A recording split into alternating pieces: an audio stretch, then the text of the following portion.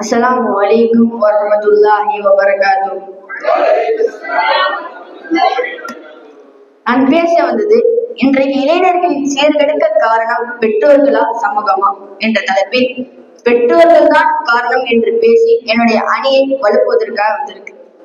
ஆமா, இப்ப நம்ம சஃபீல் சபி சொன்னாரு, மசாக்கு வந்தா நல்லா இருக்கும், வீட்டுக்கு போனா கெடுக்கிறோம் சமூக சூழல். அதே தான் நாங்களும் சொல்றோம், வீட்டுக்கு போனா பெற்றோர்கள் போனை கொடுத்து கெடுக்கிறாங்க. இதையும் பாரு. இப்ப இன்னைக்கு பஸ் பெற்றவங்களே சரியில்லை.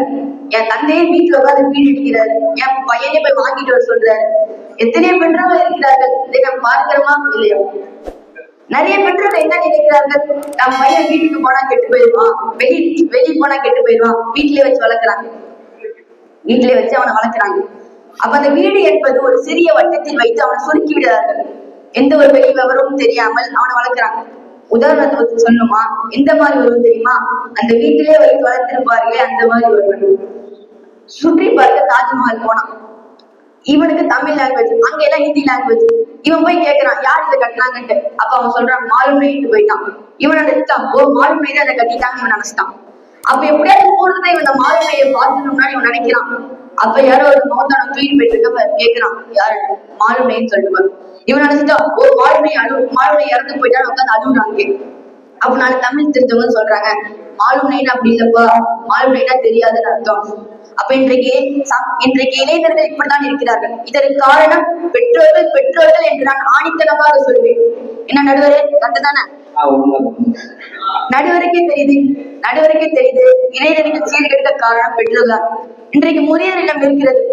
எத்தனையோ பிள்ளைகள் தன் தந்தை தாயை போய் புதியத்தில் விடுறார்கள். இதற்கு காரணம் பெற்றோர்கள் தான். வருகிற மனைவிடத்தில் ஒழுங்காக நடந்துக்காமல் அடிக்கடி சண்டை வருவதால் மகன் முதியோர் இல்லத்தில் பெற்றோர் காணப்படுகிறார்கள். ஒரு மருமகள் மாமியார் சண்டை ஏற்பட்டால் மாமியார் தான் வீட்டுக்கு விட்டு கொடுக்க வேண்டும். ஏன்னா மருமகள் இப்பதான் ஒரு குடும்பம், ஒரு கணவன், ஒரு மனைவி என்ற கட்டுப்பாட்டுக்கு வந்திருக்கா. அவ ஏதாவது தப்பு செஞ்சா அதை திருத்த வேண்டும்.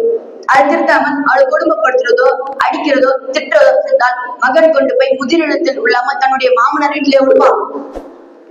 ஆக நான் என்ன சொல்றேன் என்றால், இன்றைக்கு இளைஞர்கள் சீர்கெடுக்க காரணம் பெற்றோர்கள் தான்.